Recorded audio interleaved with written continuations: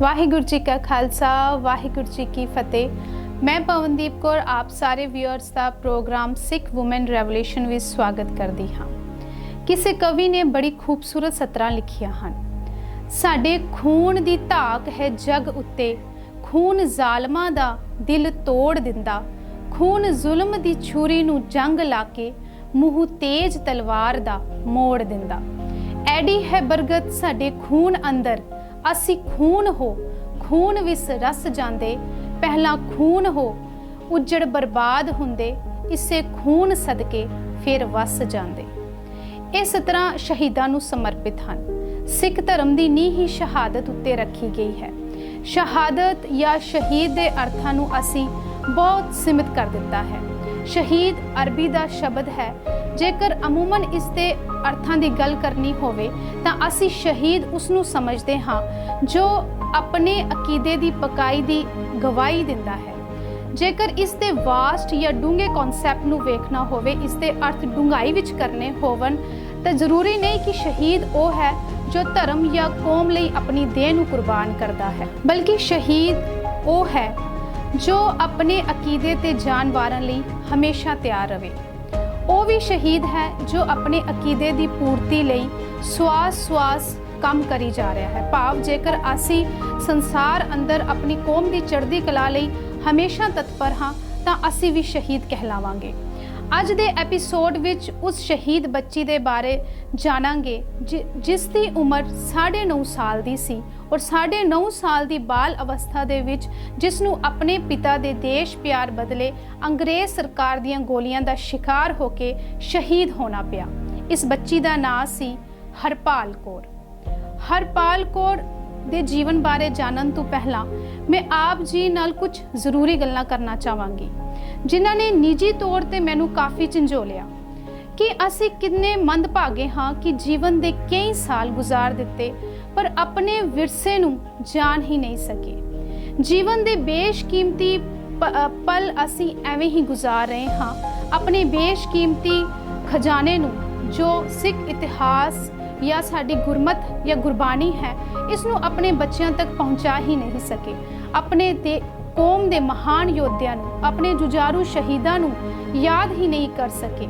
ਉਹਨਾਂ ਦੇ ਜੀਵਨ ਨੂੰ ਆਪਣੇ ਬੱਚਿਆਂ ਤੱਕ ਨਹੀਂ ਪਹੁੰਚਾ ਸਕੇ। ਸਾਡੇ ਮਹਾਨ ਵਿਦਵਾਨਾਂ ਨੇ ਆਪਣੇ ਜੀਵਨ ਦੇ ਕਈ ਸਾਲ ਘਾਲਨਾਵਾਂ ਘਾਲ ਕੇ ਇਹ ਵਿਰਸਾ ਸਾਡੀ ਝੋਲੀ ਵਿੱਚ ਪਾਇਆ ਹੈ, ਪਰ ਅਸੀਂ ਅੱਜ ਉਹਨਾਂ ਦੇ ਸੰਭਾਲੇ ਹੋਏ ਅਲਫਾਜ਼ਾਂ ਨੂੰ ਆਪਣੀ ਜ਼ੁਬਾਨ ਹੀ ਨਹੀਂ ਦੇ ਪਾਏ। ਇਹ ਗੱਲਾਂ ਮੈਂ ਐਪੀਸੋਡ ਦੇ ਅੰਦਰ ਇਸ ਲਈ ਕਰਨੀਆਂ ਜ਼ਰੂਰੀ ਸਮਝੀਆਂ ਕਿਉਂਕਿ ਅੱਜ ਜਿਸ ਬੱਚੀ ਦੇ ਬਾਰੇ ਮੈਂ ਆਪ ਜੀ ਨੂੰ ਦੱਸਣ ਜਾ ਰਹੀ ਹਾਂ ਉਸ ਬੱਚੀ ਦੇ ਜੀਵਨ ਬਾਰੇ ਜਿਸ ਕਿਤਾਬ ਵਿੱਚ ਮੈਂ ਪੜ੍ਹਿਆ ਉਹ ਕਿਤਾਬ ਵਿਦਵਾਨ ਨੇ 38 ਸਾਲਾਂ ਦਾ ਲੰਬਾ ਸਮਾਂ ਲਗਾ ਕੇ ਲਿਖੀ ਔਰ 38 ਸਾਲਾਂ ਦੀ ਘਾਲਣਾ ਤੋਂ ਬਾਅਦ ਉਹ ਇਤਿਹਾਸਕਾਰ ਸਾਡੇ ਸਾਹਮਣੇ ਸ਼ਹੀਦਾਂ ਦਾ ਜੀਵਨ ਤੇ ਉਹਨਾਂ ਦੀਆਂ ਕੀਤੀਆਂ ਘਾਲਨਾਵਾਂ ਨੂੰ ਰੱਖ ਸਕਿਆ ਹੈ। 1968 ਈਸਵੀ ਵਿੱਚ ਇਤਿਹਾਸਕਾਰ ਨੇ ਕਿਤਾਬ ਲਿਖੀ ਜਿਸ ਤੋਂ ਅੱਜ ਅਸੀਂ ਵਾਕਿਫ ਹੋ ਰਹੇ ਹਾਂ। ਸ਼ਾਇਦ ਸਾਡੇ ਸੱਭਿਆਚਾਰ ਨੂੰ ਗਹਿਰੀ ਸੱਟ ਵੱਜਣ ਦਾ ਇਹ ਵੀ ਇੱਕ ਕਾਰਨ ਰਿਹਾ ਹੈ। ਹੁਣ ਗੱਲ ਕਰਦੇ ਹਾਂ ਹਰਪਾਲ ਕੌਰ ਬਾਰੇ। ਹਰਪਾਲ ਕੌਰ ਤੇ ਉਸ ਦੇ ਭਰਾ ਬਚਿੱਤਰ ਸਿੰਘ ਦੀ ਸ਼ਹਾਦਤ ਇੱਕੋ ਦਿਨ ਤੇ ਇੱਕੋ ਕਾਰਨ ਕਰਕੇ ਹੋਈ।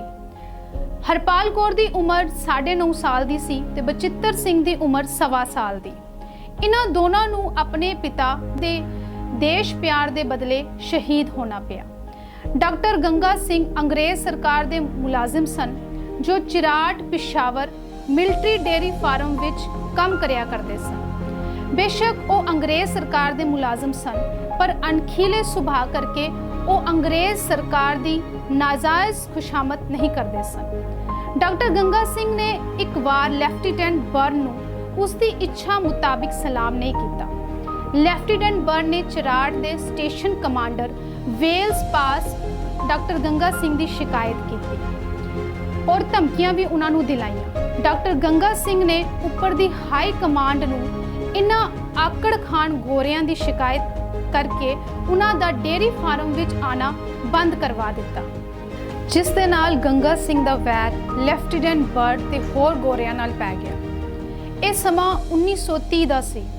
ਇਸ ਸਮੇਂ ਮਹਾਤਮਾ ਗਾਂਧੀ ਦਾ ਨਮਕ ਸੱਤਿਆਗ੍ਰਹਿ ਅੰਦੋਲਨ ਚੱਲ ਰਿਹਾ ਸੀ।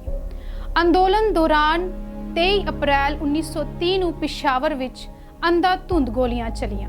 ਦਫਾ 144 ਲੱਗ ਚੁੱਕੀ ਸੀ ਤੇ ਥਾਂ-ਥਾਂ ਗੋਰਿਆਂ ਨੇ ਨਾਕਾਬੰਦੀ ਕਰ ਦਿੱਤੀ ਸੀ। 31 ਮਈ 1930 ਦਾ ਦਿਨ ਜਦ ਗੁਰੂ ਅਰਜਨ ਦੇਵ ਪਾਤਸ਼ਾਹ ਜੀ ਦਾ ਗੁਰਪੁਰਬ ਆਇਆ, ਡਾਕਟਰ ਗੰਗਾ ਸਿੰਘ ਆਪਣੇ ਪਰਿਵਾਰ ਸਮੇਤ ਟਾਂਗੇ ਤੇ ਬੈਠ ਕੇ ਗੁਰਦੁਆਰੇ ਸਾਹਿਬ ਚੱਲ ਪਏ। ਡਾਕਟਰ ਜੀ ਦੇ ਨਾਲ ਉਹਨਾਂ ਦੀ ਸੁਪਤਨੀ ਤੇਜ ਕੌਰ, 2 ਲੜਕੀਆਂ ਹਰਪਾਲ ਕੌਰ ਤੇ ਗੁਰਸ਼ਰਨ ਕੌਰ, 2 ਲੜਕੇ ਗੁਰਸ਼ਰਨ ਸਿੰਘ ਤੇ ਬਚਿੱਤਰ ਸਿੰਘ ਤੋਂ ਇਲਾਵਾ ਉਹਨਾਂ ਦੇ ਜੀਜਾ ਜੀ ਰਗਬੀਰ ਸਿੰਘ ਤੇ ਮਾਮੀ ਲੀਲਾਵੰਤੀ ਸੀ। ਡਾਕਟਰ ਜਦ ਟਾਂਗੇ ਤੇ ਬੈਠ ਕੇ ਕਾਬਿਲੇ ਦਰਵਾਜ਼ੇ ਅੰਦਰ ਪਹੁੰਚਣ ਲੱਗੇ ਤਾਂ ਉਸ ਸਮੇਂ ਇਤਫਾਕ ਸਹਿਤ ਉਸ ਦਰਵਾਜ਼ੇ ਦੇ ਉੱਤੇ ਪਿਕਟ ਦਾ ਇੰਚਾਰਜ ਉਹੀ ਲੈਫਟੀਨੈਂਟ ਬਰਡ ਸੀ ਜਿਸ ਦੀ ਸ਼ਿਕਾਇਤ ਡਾਕਟਰ ਸਾਹਿਬ ਨੇ ਹਾਈ ਕਮਾਂਡ ਨੂੰ ਕਰਕੇ ਉਸ ਦੀ ਡੇਅਰੀ ਫਾਰਮ ਵਿੱਚ ਆਉਣ ਤੇ ਪਾਬੰਦੀ ਲਗਾ ਦਿੱਤੀ ਸੀ। ਲੈਫਟੀਨੈਂਟ ਬਰਡ ਨੇ ਆਪਣੀ ਅੰਦਰ ਦੀ ਰੰਜਿਸ਼ ਨੂੰ ਪੂਰਾ ਕਰਨ ਲਈ ਗੋਲੀਆਂ ਚਲਾਉਣ ਦਾ ਹੁਕਮ ਦੇ ਦਿੱਤਾ, ਜਿਸ ਕਰਕੇ ਡਾਕਟਰ ਸਾਹਿਬ ਦੀ ਧੀ ਬੀਬੀ ਹਰਪਾਲ ਕੌਰ ਤੇ ਉਹਨਾਂ ਦਾ 1.25 ਸਾਲ ਦਾ ਪੁੱਤਰ ਬਚਿੱਤਰ ਸਿੰਘ ਮੌਕੇ ਉੱਤੇ ਹੀ ਸ਼ਹੀਦ ਹੋ ਗਏ। ਡਾਕਟਰ ਗੰਗਾ ਸਿੰਘ ਨੇ ਇਸ ਭਾਣੇ ਨੂੰ ਬੜੇ ਸਬਰ ਦੇ ਨਾਲ ਮੰਨਿਆ। ਇਹ ਉਹ ਸਮਾਂ ਸੀ ਜਿਸ ਸਮੇਂ ਦੇਸ਼ ਅੰਦਰ ਗੋਰਿਆਂ ਦੇ ਪ੍ਰਤੀ ਨਫ਼ਰਤ ਪੈਦਾ ਹੋ ਚੁੱਕੀ ਸੀ। ਇਸ ਹਾਦਸੇ ਨੇ ਬਲਦੀ ਉੱਤੇ ਤੇਲ ਸੁੱਟਣ ਦਾ ਕੰਮ ਕੀਤਾ। ਦੇਸ਼ ਦੇ ਲੋਕਾਂ ਦੇ ਮਨਾਂ ਅੰਦਰ ਇਨਕਲਾਬ ਦਾ ਜਜ਼ਬਾ ਹੋਰ ਫੁੱਟਣ ਲੱਗ ਪਿਆ। ਹਾਜੀ ਅਬਦੁਲ ਜਲੀਲ ਨਦ ਨੇ ਦੇ ਉਦਮ ਦੇ ਨਾਲ ਬੱਚਿਆਂ ਦੀਆਂ ਲਾਸ਼ਾਂ ਡਾਕਟਰ ਸਾਹਿਬ ਜੀ ਨੂੰ ਸੌਂਪੀਆਂ ਗਈਆਂ। ਡਾਕਟਰ ਗੰਗਾ ਸਿੰਘ ਨੇ ਆਪ ਦਰਦਨਾਕ ਸ਼ਬਦਾਂ ਦੇ ਵਿੱਚ ਅੰਤਿਮ ਅਰਦਾਸ ਕੀਤੀ। ਹਜ਼ਾਰਾਂ ਦੀ ਗਿਣਤੀ ਸੀ। ਕੋਈ ਵੀ ਅੱਖ ਅਰਦਾਸ ਸੁਣ ਕੇ ਜਾਂ ਇਹ ਹਾਦਸਾ ਵੇਖ ਕੇ ਸੁੱਕੀ ਨਾ ਰਹਿ ਸਕੀ। ਇਹ ਅੰਗਰੇਜ਼ ਸਰਕਾਰ ਦੀ ਦਰਿੰਦਗੀ ਦਾ ਸਭ ਤੋਂ ਵੱਡਾ ਨਮੂਨਾ ਸੀ ਔਰ ਇੱਕ ਐਸੀ ਤਸਵੀਰ ਸੀ ਜੋ ਲੋਕਾਂ ਦੇ ਸਾਹਮਣੇ ਆਈ। ਜਦ ਅਰਥੀ ਦਾ ਜਲੂਸ ਸ਼ਾਂਤਮਈ ਦਾ ਪ੍ਰਣ ਲੈ ਕੇ ਅੱਗੇ ਵਧ ਰਿਹਾ ਸੀ ਤਾਂ ਅੱਗੂ ਗੋਰਿਆਂ ਦੀ ਪਲਟਨ ਨੇ ਬੇਵਜ੍ਹਾ ਉਹਨਾਂ ਲੋਕਾਂ ਉੱਤੇ ਗੋਲੀਆਂ ਚਲਾਉਣਾ ਸ਼ੁਰੂ ਕਰ ਦਿੱਤੀਆਂ। 11 ਬੰਦੇ ਸ਼ਹੀਦ ਹੋ ਗਏ ਤੇ ਕਰੀਬ 50 ਜ਼ਖਮੀ ਹੋ ਗਏ। ਜਿਨ੍ਹਾਂ ਲੋਕਾਂ ਨੇ ਅਰਥੀ ਚੁੱਕੀ ਹੋਈ ਸੀ, ਜਦ ਗੋਲੀਆਂ ਉਹਨਾਂ ਨੂੰ ਲੱਗੀਆਂ ਤਾਂ ਬੱਚਿਆਂ ਦੀਆਂ ਲਾਸ਼ਾਂ ਜ਼ਮੀਨ ਉੱਤੇ ਡਿੱਗ ਪਈਆਂ। ਇਸ ਸਾਰੇ ਹਾਦਸੇ ਤੋਂ ਬਾਅਦ ਲੋਕਾਂ ਨੇ ਅੰਗਰੇਜ਼ ਸਰਕਾਰ ਦੇ ਵਿਰੁੱਧ ਪ੍ਰਦਰਸ਼ਨ ਕੀਤਾ। ਮਾਹੌਲ ਨੂੰ ਠੰਡਾ ਕਰਨ ਲਈ ਚੀਫ ਕਮਿਸ਼ਨਰ ਨੇ ਡਾਕਟਰ ਗੰਗਾ ਸਿੰਘ ਨੂੰ ਮਿਲਣ ਲਈ ਕਿਹਾ, ਪਰ ਗੰਗਾ ਸਿੰਘ ਜੀ ਨੇ ਜਾਣ ਤੋਂ ਮਨਾ ਕਰ ਦਿੱਤਾ। ਮਾਹੌਲ ਨੂੰ ਸੰਭਾਲਣ ਲਈ ਅੰਗਰੇਜ਼ ਸਰਕਾਰ ਨੇ ਬੱਚਿਆਂ ਦੀ ਯਾਦ ਵਿੱਚ ਖਾਲਸਾ ਕਾਲਜ ਬਣਾਉਣ ਦੀ ਪੇਸ਼ਕਸ਼ ਵੀ ਡਾਕਟਰ ਸਾਹਿਬ ਦੇ ਸਾਹਮਣੇ ਰੱਖੀ, ਪਰ ਉਹਨਾਂ ਨੇ ਆਪਣੇ ਬੱਚਿਆਂ ਦੀ ਸ਼ਹਾਦਤ ਬਦਲੇ ਕੋਈ ਵੀ ਮੁਆਵਜ਼ਾ ਸਰਕਾਰ ਵੱਲੋਂ ਲੈਣ ਤੋਂ ਇਨਕਾਰ ਕਰ ਦਿੱਤਾ। ਹਰਪਾਲ ਕੌਰ ਤੇ ਬਚਿੱਤਰ ਸਿੰਘ ਦੀ ਸ਼ਹਾਦਤ ਨੇ ਅੰਗਰੇਜ਼ ਸਰਕਾਰ ਦੇ ਵਿਰੁੱਧ ਦੇਸ਼ ਵਿੱਚ ਇਤਨੀ ਨਫ਼ਰਤ ਪੈਦਾ ਕਰ ਦਿੱਤੀ ਕਿ ਸਰਕਾਰ ਨੇ ਇਹ ਹਾਸੋਹੀਣਾ ਬਹਾਨਾ ਬਣਾਉਣਾ ਸ਼ੁਰੂ ਕਰ ਦਿੱਤਾ ਕਿ ਇਹ ਹਾਦਸਾ ਇਤਫਾਕੀਆ ਰਾਈਫਲ ਸਾਫ਼ ਕਰਦਿਆਂ ਹੋਇਆ ਹੈ। ਇਹਨਾਂ ਬੱਚਿਆਂ ਦੀ ਸ਼ਹਾਦਤ ਨੇ ਉਸ ਸਮੇਂ ਸਰਹੰਦ ਵਿੱਚ ਆਜ਼ਾਦੀ ਦੀ ਜੰਗ ਲੜ ਰਹੇ ਕੌਮੀ ਪਰਵਾਨਿਆਂ ਤੇ ਵੀ ਬਹੁਤ ਚੰਗਾ ਅਸਰ ਪਾਇਆ। ਇਸ ਤਰ੍ਹਾਂ ਇਹਨਾਂ 2 ਬੱਚਿਆਂ ਦੀ ਸ਼ਹਾਦਤ ਨੇ ਅੰਗਰੇਜ਼ ਸਰਕਾਰ ਦੀਆਂ ਨੀਹਾਂ ਨੂੰ ਉਖਾੜਨ ਵਿੱਚ ਵੱਡਾ ਯੋਗਦਾਨ ਦਿੱਤਾ ਹੈ। ਅੱਜ ਆਪਾਂ ਜਾਣਿਆ ਕਿ ਕਿਵੇਂ 9.5 ਸਾਲ ਦੀ ਬੱਚੀ ਹਰਪਾਲ ਕੌਰ ਤੇ ਉਸਦੇ ਭਰਾ ਜਿਸ ਦੀ ਉਮਰ 1.25 ਸਾਲ ਦੀ ਹੈ ਬਚਿੱਤਰ ਸਿੰਘ ਨੇ ਸ਼ਹਾਦਤ ਨੂੰ ਪ੍ਰਾਪਤ ਕੀਤਾ।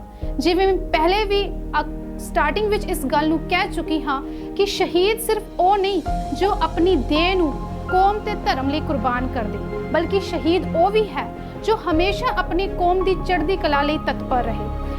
ਅੱਜ ਸਾਨੂੰ ਜ਼ਰੂਰਤ ਹੈ ਕਿ ਅਸੀਂ ਇਤਿਹਾਸ ਦੇ ਅਣਛੂਏ ਪੰਨਿਆਂ ਤੋਂ ਜਾਣੂ ਹੋ ਕੇ ਆਪਣੇ ਬੱਚਿਆਂ ਦੇ ਅੰਦਰ ਵੀ ਉਹ ਸਿਪਰਿਟ ਭਰੀਏ, ਉਹ ਚੜ੍ਹਦੀ ਕਲਾ ਭਰੀਏ, ਤਾਂ ਕਿ ਉਹ ਸੱਚਾਈ ਲਈ ਹਮੇਸ਼ਾ ਤਿਆਰ ਬਰ ਤਿਆਰ ਰਹਿਣ। ਹਰ ਐਪੀਸੋਡ ਦੇ ਰਾਹੀਂ ਅਸੀਂ ਕੋਸ਼ਿਸ਼ ਕਰਦੇ ਹਾਂ ਕਿ ਇਤਿਹਾਸ ਦੇ ਅਣਛੂਏ ਪੰਨਿਆਂ ਨੂੰ ਤੁਹਾਡੇ ਤੱਕ ਪਹੁੰਚਾ ਸਕੀਏ। ਇਤਿਹਾਸ ਸਾਡੇ ਅੰਦਰ ਨਵੀਂ ਰੂਹ ਫੂਕਦਾ ਹੈ। ਇਤਿਹਾਸ ਸਾਡੇ ਅੰਦਰ ਨਵੀਂ ਸਪਿਰਿਟ ਭਰਦਾ ਹੈ। ਸਾਨੂੰ ਸੱਚ ਅਤੇ ਝੂਠ ਦੇ ਵਿੱਚ ਫਰਕ ਕਰਨਾ ਸਿਖਾਉਂਦਾ ਹੈ। ਇਸ ਲਈ ਜ਼ਰੂਰੀ ਹੈ ਕਿ ਆਪਾਂ ਸਾਰੇ ਇਤਿਹਾਸ ਨਾਲ ਜੁੜੀਏ, ਗੁਰਮਤ ਨਾਲ ਜੁੜੀਏ, ਗੁਰਬਾਣੀ ਨਾਲ ਜੁੜੀਏ ਤੇ ਆਪਣੇ ਬੱਚਿਆਂ ਨੂੰ ਜੋ ਕਿ ਕੌਮੀ ਭਵਿੱਖ ਨੇ ਉਹਨਾਂ ਨੂੰ ਵੀ ਇਤਿਹਾਸ ਦੇ ਨਾਲ ਜਾਣੂ ਕਰਵਾਈਏ। ਉਮੀਦ ਹੈ ਆਪ ਸਾਰੇ ਇਤਿਹਾਸ ਦੇ ਨਾਲ ਜੁੜੋਗੇ ਤੇ ਆਪਣੇ ਕੌਮੀ ਫਰਜ਼ਾਂ ਲਈ ਹਮੇਸ਼ਾ ਤਤਪਰ ਰਹੋਗੇ। ਅਗਲੀ ਵਾਰ ਇੱਕ ਹੋਰ ਪੁਰਾਤਨ ਬੀਬੀ ਦੇ ਜੀਵਨ ਦੇ ਨਾਲ ਆਪ ਜੀ ਦੇ ਰੂਬਰੂ ਹੋਵਾਂਗੀ। ਦਿਓ ਇਜਾਜ਼ਤ। ਵਾਹਿਗੁਰੂ ਜੀ ਕਾ ਖਾਲਸਾ, ਵਾਹਿਗੁਰੂ ਜੀ ਕੀ ਫਤਿਹ।